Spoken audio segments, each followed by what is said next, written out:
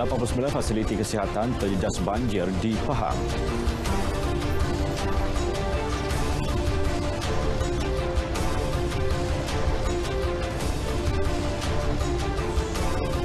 Pakej bantuan permai bukti kerajaan letak kepentingan rakyat, ekonomi dan kesihatan sebagai keutamaan.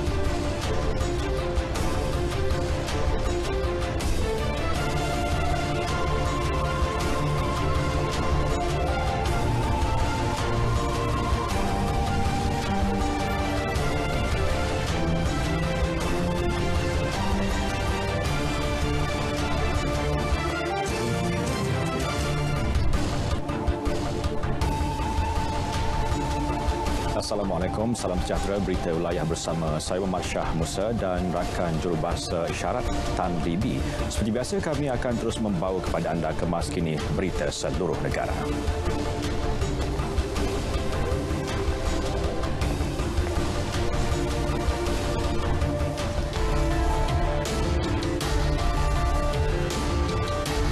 Tiga negeri berlintas langsung yang akan dimulakan Muhammad Shahrizam Awang dari RTM Sabah yang menumpukan usaha membaik pulih segera kerosakan infrastruktur akibat banjir di negeri itu. Seterusnya dari Bumi Kenyalang, kita bersama Bumawin dengan laporan mengenai reaksi pengumuman pakej bantuan permai serta statistik kemalangan di negeri itu tahun lepas.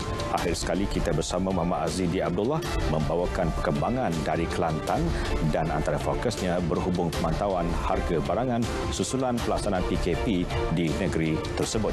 Terus setia bersama Berita Wilayah.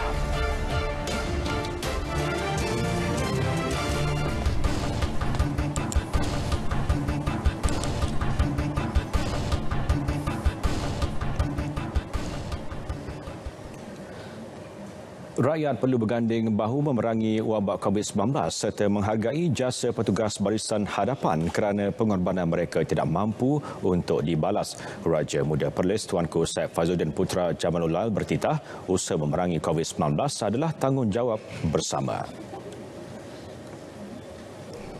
Titah baginda penularan COVID-19 turut menyaksikan pelbagai kesan terhadap kesihatan, keselamatan, ekonomi, pendidikan, bahkan mengubah kebiasaan aktiviti dalam kehidupan.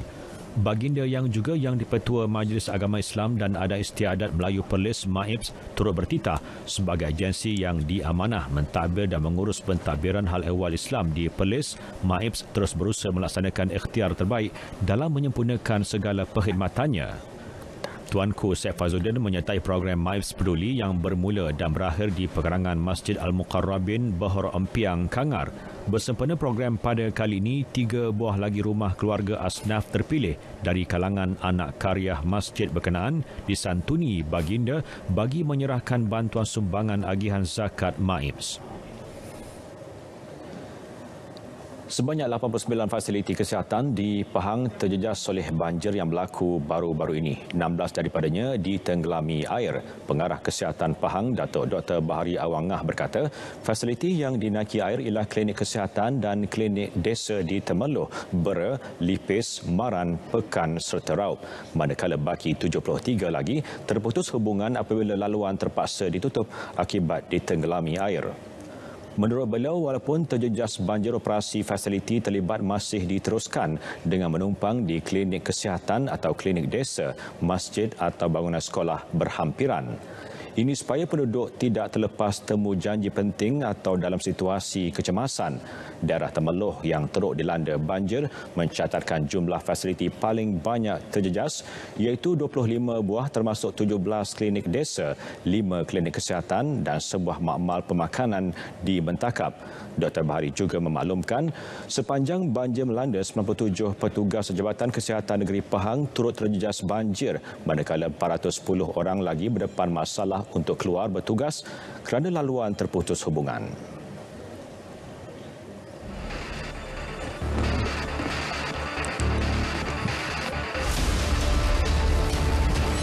Parlimen dan Dewan Undangan Negeri tidak akan bersidang sehingga suatu masa yang ditetapkan oleh Yang di-Pertuan Agong. Sepanjang tempoh darurat berkuat kuasa, pilihan raya umum, pilihan raya negeri dan pilihan raya kecil tidak akan diadakan. Saya memberikan amaran keras sesiapa yang cuba mengganggu gugat usaha kerajaan untuk mengurus pandemik COVID-19 dan ekonomi negara akan diambil tindakan tegas demi kesejahteraan rakyat dan keselamatan.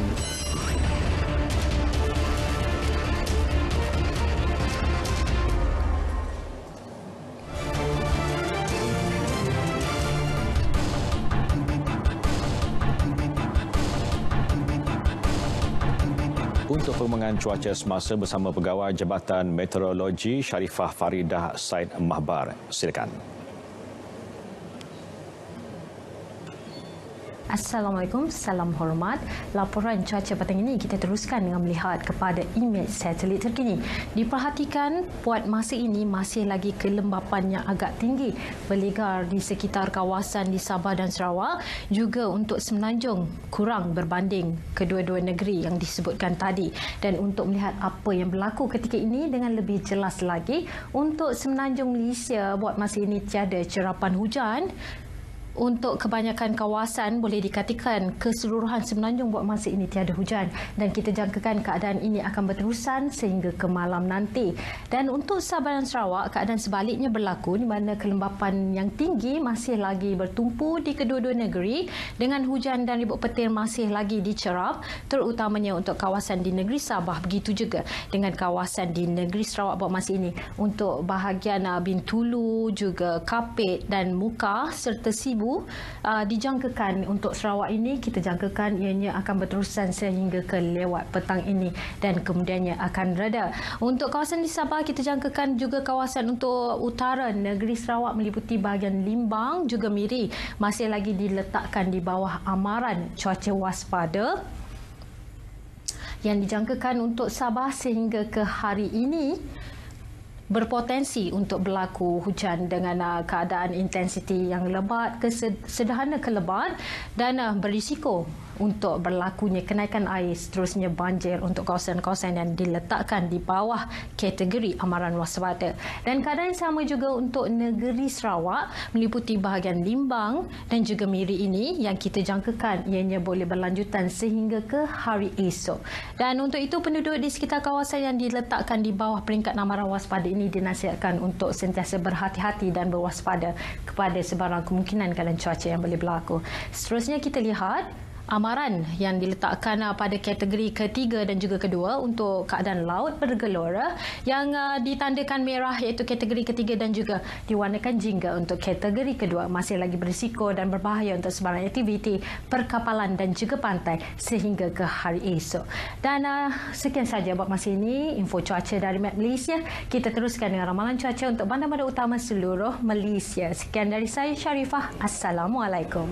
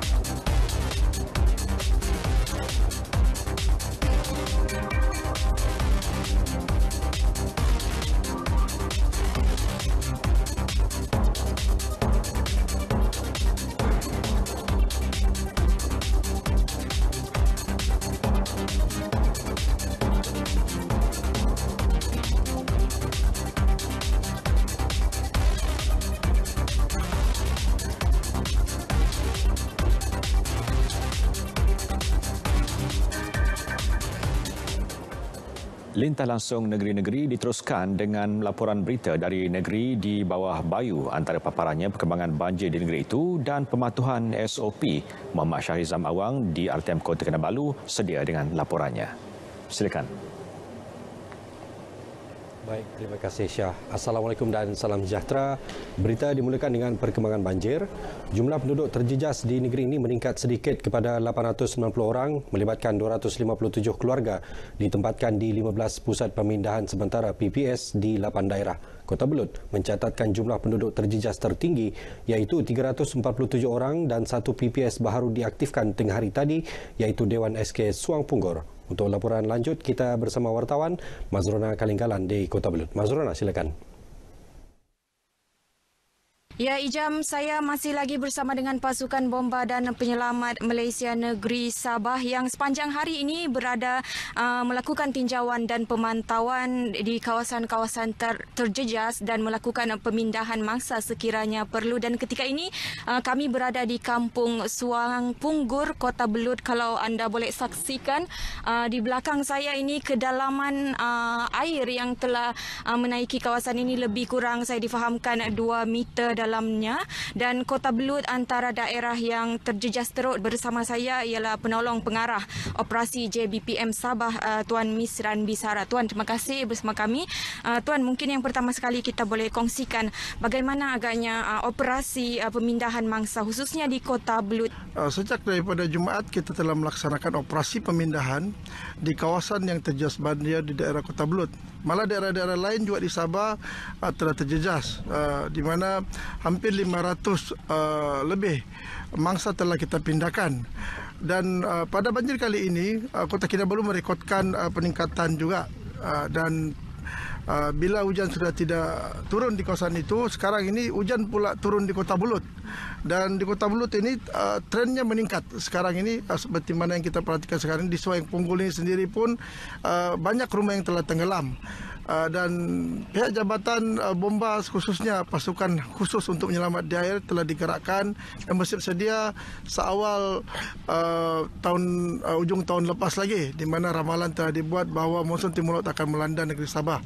Dan kita telah menggerakkan aset di kawasan-kawasan yang telah kita tetapkan akan berlaku banjir seperti di Kota Belud ini. Dan juga Tuan, memandangkan kita masih di dalam perintah kawalan pergerakan di Sabah ini, tentunya ada SOP tertentu yang perlu kita titik beratkan dalam memindahkan mangsa ini, Tuan. Ya, dalam kita memindahkan operasi banjir ini, kita juga tidak boleh lari daripada pandemik COVID. Dan kita telah menetapkan SOP kepada setiap penyelamat yang kita gerakkan supaya sentiasa berwaspada dengan memenuhi SOP COVID-19, iaitu memakai mask, mengekalkan jarak sosial walaupun di dalam bot penyelamat itu sendiri. Kita cuba elakkan kesesakan berlaku. Aset-aset yang digunakan kita akan sanitize selepas digunakan suatu pemindahan ke pusat pemindahan. Baik, terima kasih. Itu dia serba sedikit penerangan yang boleh diberikan oleh JBPM Sabah dalam proses mereka memindahkan mangsa. Dan kita berharap situasi ini akan cepat pulih bagi membolehkan semua penduduk kampung yang terjejas pulang ke kampung masing-masing. Kerana ada antara anak-anak mereka ini yang perlu ke sekolah, yang mana bermula esok pelajar-pelajar SPM, STPM dan sebagainya perlu ke sekolah setelah sekian lama berada di rumah. Apapun, sentiasa patuhi SOP yang ditetapkan dan jaga keselamatan anda. Kita kembali bersama Ijam. Ijam, teruskan. Terima kasih Mazrona langsung dari Kota Belud. Berita seterusnya, Kerajaan Sabah memandang serius kerosakan melibatkan kemudahan infrastruktur terutama di kawasan luar bandar akibat bencana banjir baru-baru ini. Menteri Pembangunan Luar Bandar Sabah, Datuk Jahid Jahim berkata, kerajaan akan berusaha membaik pulih kerosakan yang dialami dengan kadar segera. Kita telah menerima banyak laporan mengenai kerosakan akibat banjir. Dan seperti yang dikatakan oleh Yang Amat Berhormat Ketua Menteri, kita akan memberi perhatian dengan serius, dengan prioriti mana yang betul-betul perlu pembaikan segera, kita akan usahakan. Datuk Jahid ditemui pemberita di Kota Kinabalu bagi mengulas mengenai kerosakan kemudahan infrastruktur akibat bencana banjir. Beberapa daerah di negeri ini dilanda banjir dan tanah runtuh sejak seminggu lalu sehingga menyebabkan kerosakan infrastruktur seperti jambatan dan jalan raya. Sementara itu disandarkan, Ahli Parlimen Libaran, Datuk Muhammad Zakaria Idris meminta pemimpin peringkat akar umbi di kawasan berkenaan memberi kerjasama menyediakan laporan kejadian bencana sepanjang tempoh perubahan monsun. Ketua-ketua masyarakat, sekiranya berlaku bencana alam, sila datang ke Pusat Khidmat Parlimen Libaran dan kita sentiasa mendengar denyut nadi perasaan penduduk-penduduk kita yang mengalami banjir. Jadi saya mengharapkan supaya kerjasama di antara MPKK dan ketua kampung. Datuk Zakaria ditemui RTM ketika turun padang mengagihkan bantuan kepada penduduk terjejas banjir serta penduduk yang mengalami kerosakan rumah akibat perubahan monsun di rancangan Sungai Manila. Sumbangan turut diagihkan kepada sebuah keluarga yang terlibat kejadian kebakaran rumah minggu lalu. Tentera Darat Malaysia TDM menugaskan 130 anggota dalam operasi murni membantu penduduk terkesan banjir di Pusat Pemindahan Sementara PPS seluruh negeri ini yang melibatkan penugasan logistik termasuk mengangkut dan menghantar balik penduduk terjejas ke rumah masing-masing. Panglima Divisyen Kelima Infanteri Major Jeneral Dato' Muhammad Halim Khalid berkata, pada peringkat awal banjir, TDM telah menubuhkan 10 pasukan atur gerak cepat atau respon team bersama pihak berkuasa lain untuk mengangkut penduduk ke PPS dan rumah. Saya dipahamkan tempat-tempat yang mengalami banjir dah surut dan boleh dihantar, dan kita sekarang sedang mengatur gerakkan anggota-anggota kita dengan kenderaan masing-masing untuk membantu pihak-pihak bekerjasama dengan pihak yang lain untuk membantu menghantar mangsa-mangsa banjir ni pulanglah ke tempat masing-masing. Major Jeneral Dato' Muhammad Halim ditemui pemberita selepas meninjau Sekatan Jalan Raya SJR sempena pelaksanaan Perintah Kawalan Pergerakan PKP di Telipuk. Mengenai operasi penawar yang terlibat dengan SJR, katanya TDM menugaskan lebih 300 anggota di 25 SJR, 12 rondaan pematuhan PKP dan 2 pusat statik PKP. Polis Sabah tidak akan berkompromi terhadap individu yang melakukan kesalahan melanggar prosedur operasi standard SOP demi melandai sekaligus memutuskan rantaian pandemik COVID-19 di negeri ini. Pesuruhjaya Polis Sabah Dato' Hazani Ghazali berkata, setakat ini pematuhan masyarakat terhadap SOP yang ditetapkan mencapai 93%. Gesaan saya patuhi SOP, jangan keluar daripada rumah kalau tiada apa-apa keperluan yang terdesak. Sama-sama kita jaga diri. Kecuali ada kebenaran daripada pihak polis untuk rentas sempadan daerah. Dan juga of course kita akan bagi kebenaran kepada essential service dan juga perkhidmatan yang lain. Tak ada masalah. Datuk Hazani ditemui pemberita di Kota Kinabalu bagi mengulas mengenai Perintah Kawalan Pergerakan PKP 2.0 di Sabah. Datuk Hazani turut memaklumkan pihaknya mengawal ketat kawasan sempadan negara menerusi op benteng bagi menghalang penularan pandemik COVID-19. Memang tim-tim daripada Eskom, ATM, PGA kita gerakkan ke lalu-lalu tikus. So kita nak menghalang daripada kemasukan yang membawa COVID ke negeri Sabah. Dan kita akan buat pemeriksaan, kita akan ambil tindakan yang sewajarnya. Terdahulu, beliau menerima sumbangan daripada 2 syarikat korporat berupa pelitup separuh muka, cecair pembasmi kuman, air mineral dan ban kepada petugas barisan hadapan PDRM. Sumbangan diserahkan Menteri Pembangunan Luar Bandar Sabah, Datuk Jahid Jahim. Sekian berita dari Sabah untuk petang ini. Teruskan patuh SOP. Amalkan penjarakan fizikal ketika berada di tempat awam. Kembali bersama Muhammad Syah Musa di Angkasa Puri. Syah, silakan. Terima kasih Syarizam. Baik, tumpuan lintah langsung dari Negeri Bumi Kenyalang pula masih mengenai reaksi pakej bantuan pelindungan ekonomi dan rakyat Malaysia Permai yang diumumkan Perdana Menteri semalam. Perincangannya bersama Bu Mawin di RTM Kuching. Silakan.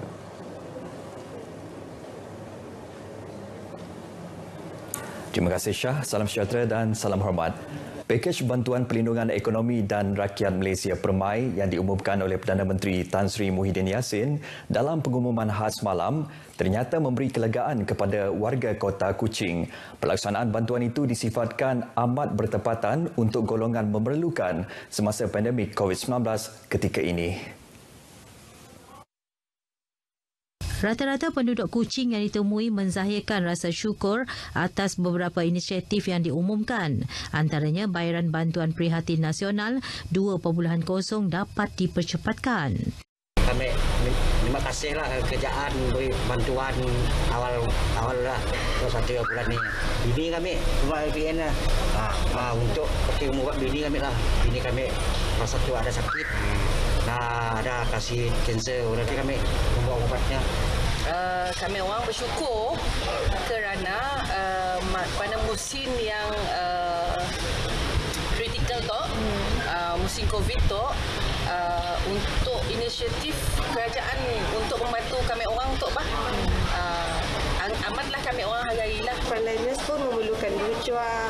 Kita bersyukurlah sudah PM kita pun sangat-sangat membantu atas sistem kewangan apa semua disebabkan kewangan kita merosot sekarang itu nak.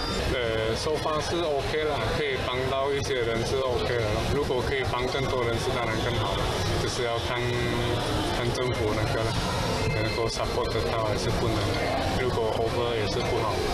Dari segi PTPTN pun bagus juga membantu student yang baru habis tamat pengajian tu tadi.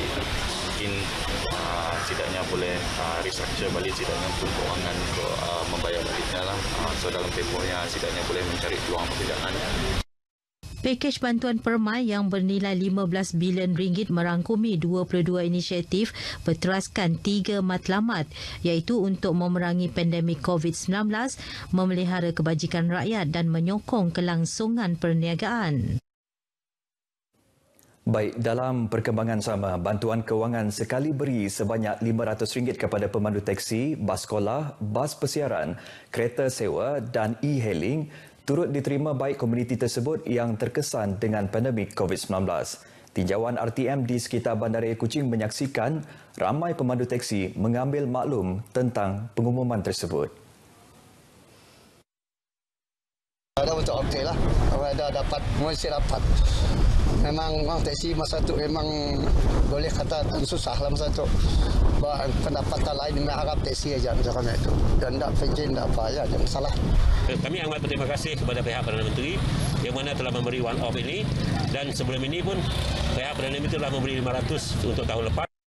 Saya bersyukurlah pendapatan kita ya lah mohon dapat ditambahkan lagi lah tiap-tiap bulan ke pendapatan hasil kami orang sebab menjejaskan ekonomi kami orang pengangkutan awam tu memang teruk lah masa COVID tu lah. Mungkin kerjaan sipati kami orang tu kami minta benar-benar lah bantuan tu lah. Bagaimanapun, para pemandu teksi juga berharap kerajaan persekutuan mahupun negeri mempertimbangkan bantuan sara hidup secara bulanan selagi pintu sempadan negara masih tertutup yang memberi kesan kepada pendapatan terutamanya yang masih perlu membayar kenderaan. Untuk pemandu teksi di Sarawak, selain bantuan pertama RM600 di bawah pakej ransangan ekonomi prihatin rakyat tahun lalu, golongan ini juga menerima bantuan khas Sarawak Ku Sayang 3.0 berjumlah RM600 di bawah kerajaan negeri. Ini membabitkan 959 pengendali van penumpang, 1976 pemandu teksi dan 739 pengendali bas dan van sekolah yang berdaftar di negeri ini. Ketua Menteri Datuk Patinggi Abang Johari Tun Apeng menerima kunjungan daripada Kolej Universiti Teknologi Lanjutan Antarabangsa Sarawak ICATS UC di pejabat beliau di Wisma Bapa Malaysia semalam. Kunjungan tersebut diketuai Presiden ICATS UC Tan Sri Dato' Amar Abdul Aziz Datuk Hussein yang mengambil kesempatan pada pertemuan itu untuk berkongsi mengenai perkembangan terkini pencapaian baru-baru ini daripada berstatus kolej ke kolej universiti. Kolej Universiti berkenaan kini menawarkan lebih banyak program peringkat sarjana dan kedoktoran. Di samping kursus diploma sedia ada, ICATS UC diiktiraf setelah mendapat kelulusan dari Kementerian Pengajian Tinggi Malaysia pada awal Disember tahun lepas. Dalam pada itu, beliau turut menjemput Ketua Menteri untuk merasmikan pelancaran serta majlis convocation ICATS UC yang dijadualkan pada Mac tahun ini. Kelalaian pemandu dikenal pasti sebagai punca utama kes kemalangan di Sarawak sepanjang tahun lepas. Ketua Jabatan Siasatan dan Penguatkuasaan Trafik Kontijen Sarawak, Superintendent Alexa Naga Cabuk berkata, ia melibatkan kecuaian sehingga melanggar belakang kenderaan lain iaitu sebanyak 4,604 kes selain memandu laju dan terbabar sendiri dengan 3,826 kes.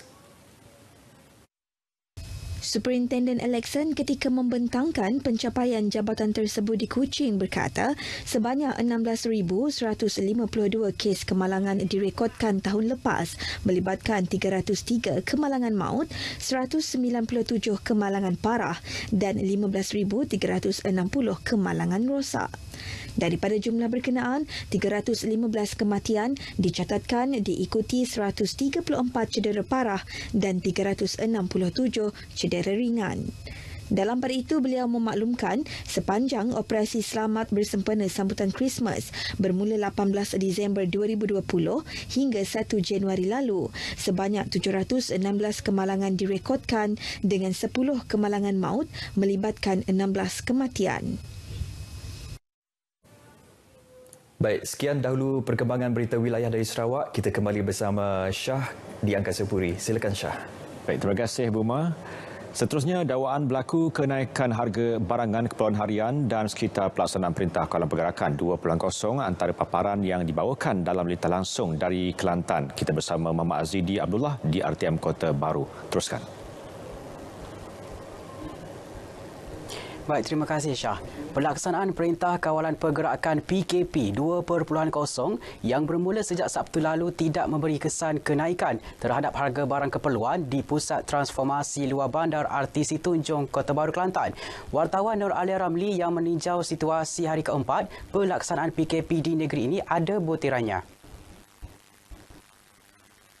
Tinjauan saya di Pasar Borong Tupuan Ramai ini mendapati barang keperluan seperti ikan, ayam, sotong dan sayuran masih dijual pada harga sama sebelum pelaksanaan PKP. Pengguna yang ditemui berkata, walaupun ada sesetengah barang mengalami kenaikan harga, namun tiada perbezaan ketara. Malah ada peniaga yang menjual dengan harga lebih murah berikutan kekurangan pelanggan. Sama, harga sama je. Rasa kau murah pun ada. Sebab orang tak ada orang mana ni ke. Bezalah sebelum PKP dengan selepas PKP. Setakat ni saya duduk mari-marilah sebelum PKP ke, masa PKP ke, jadi rasa saya hanya harga super tak berubah.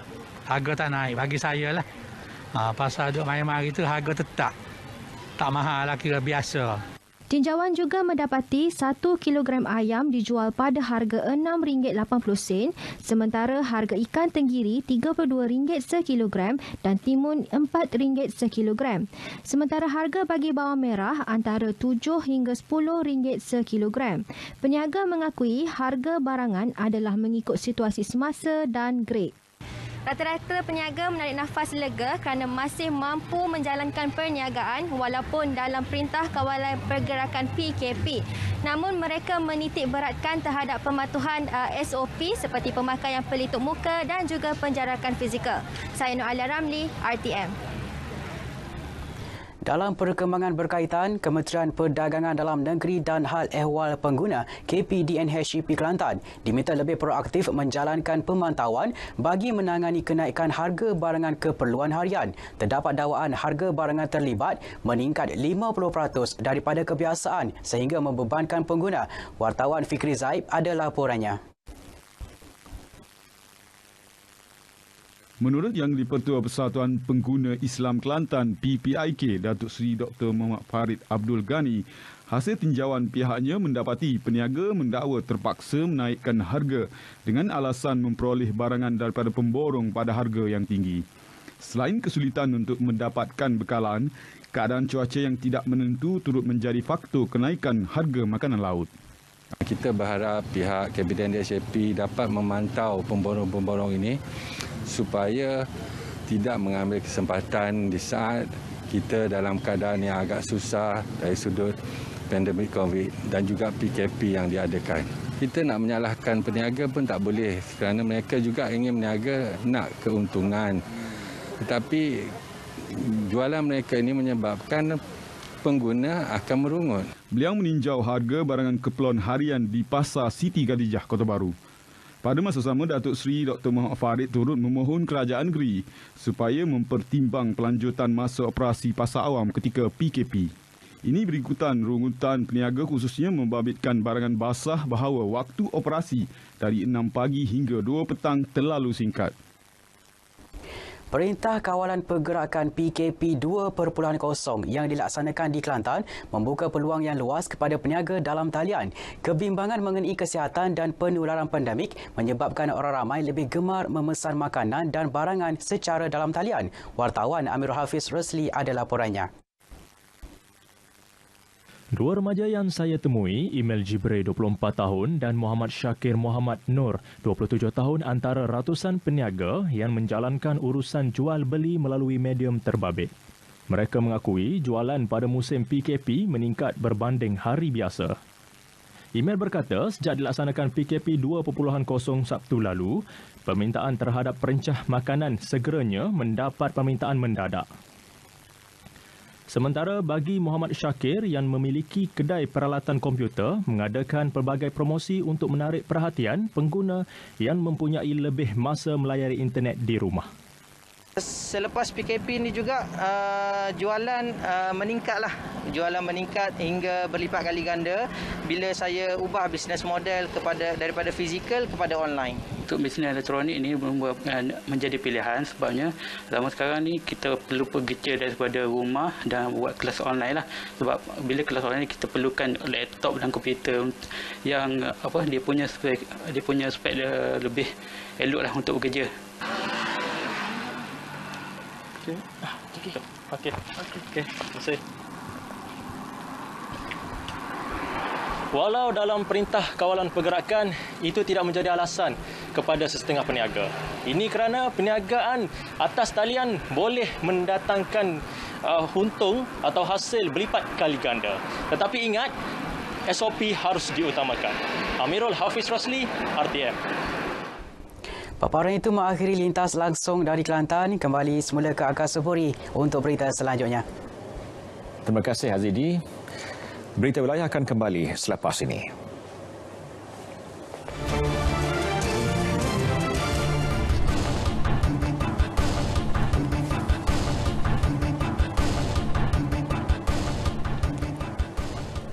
Kerajaan Negeri Melaka berharap agar Kerajaan Persekutuan mempertimbangkan untuk memberi bantuan sekali bayar kepada pengayuh beca di negeri itu di bawah pakej Bantuan Pelindungan Ekonomi dan Rakyat Malaysia PERMAI. Ketua Menterinya Dato' Sri Sulaiman Mat Ali berkata, sebagai negeri pelancongan, bantuan sekali bayar kepada golongan rakyat termasuk yang terlibat secara langsung dengan sektor pelancongan amat dialu-alukan selepas mereka terkesan dengan COVID-19 dan pelaksanaan Perintah Kawalan Pergerakan PKP.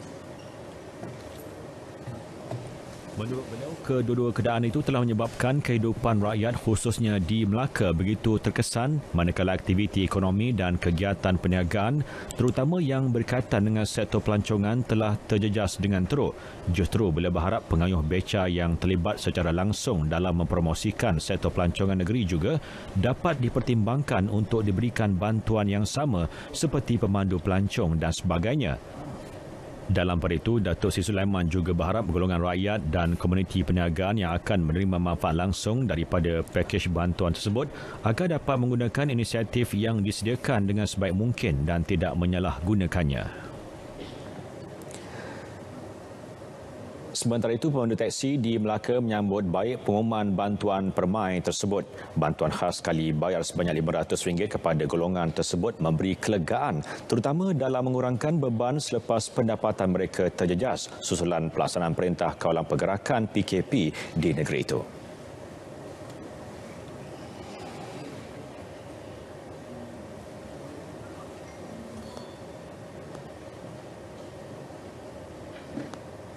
Mereka juga berharap dalam tempoh mencabar ini rakyat terus mematuhi ketetapan SOP agar penularan COVID-19 dapat dikawal sekaligus memberi ruang kepada pemandu teksi. Syukurlah dengan bantuan yang kerajaan bagikan kepada kita one-off 500 ni dengan keadaan kita punya negara yang dilanda pandemik COVID-19 ni kan. Dengan pendapatan pun terjejas dapat kita di negeri yang dilanda PKP ni memang bersyukur sangatlah. Jadi semalam diumumkan oleh Perdana Menteri 500 one-off tu banyak-banyak terima kasih lah. Yang saya sebagai pemandu teksi mengucapkan terima kasih kepada Perdana Menteri dan Datuk Wee Ka Siong. Itu bantuan memang kita terima kasih lah. Ada mengingatkan sikit lah kita punya beban lah. Kalau ikutkan kalau naik itu cukup memang tak cukup. Tapi dapat mengingatkan sikit sudah lah kan. Saya minta pada ramai semua ikutlah peraturan SOP ini supaya dia cepat selesai. Jadi cepat selesai kita punya masalah pun tentang kewangan dia pun cepatlah selesai sikit. Itulah saya harap kerajaan pandang balik. Kita di sini dah daripada pagi pukul 6 keluar sampai sekarang 1 sen pun tak jalan. Berilah pandangan pada kita semua. Mereka di Timur RTM di Melaka Sentral terdahulu dalam pengumuman khas permai semalam, Tan Sri Muhyiddin memaklumkan mengenai bantuan kepada pemandu taksi, bas dan perkhidmatan pengangkutan e-hailing serta pemandu pelancong membabitkan peruntukan tambahan sebanyak RM66 juta. Di Perlis, penduduk yang ditemui berpandangan bayaran fasa terakhir Bantuan Prihatin Nasional atau BPN 2.0 yang dipercepat mulai 21 Januari ini serta riba elektrik kepada semua pengguna TNB memberi tambahan tunai untuk berbelanja bagi keperluan seharian. Perkara itu difokuskan dalam matlamat kedua memelihara kebajikan rakyat di bawah pakej permai. Alhamdulillah lah, terima kasihlah bantuan BPN kali ini dipercepatkan 21 hari bulan. Sekurangnya dapatlah membantu dalam keadaan COVID yang agak kritikal ni. Bolehlah bantu barang-barang rumah, segala bagai. Macam kami ni, nak bekerja pun masalah. Jadi, satu tindakan yang drastik diambil oleh PM, kerajaan khususnya pada kami ni, golongan kami ni, dapat juga kami bernafas. Boleh juga kami dengan bantuan BPN ni yang dipercepatkan ini dapat meringankan beban kami selama ini. Kegembiraan seterusnya tentang bil elektrik yang turun kepada 2 sen per kilowatt. Itu pun satu lagi suasana yang boleh mengurangkan beban kepada seluruh rakyat Malaysia, yang mana kadar ini akan bermula dah 1 Januari sampai 30 Jun nanti. Memang banyak kerajaan menolong kita macam elektrik apa semua. Banyak memudahkan lah. Banyak meringankan beban rakyat. Banyak terkesan sangat dengan kes COVID ni lah. Memang banyak terima kasih sangat-sangat pada kerajaan sekarang lah. Berita wilayah berakhir di sini. Sentiasa mengimbas mai sejahtera di lokasi yang anda tujui. Bersama-sama kita cegah penularan COVID-19 kerana kita masih belum menang. Assalamualaikum dan salam hormat.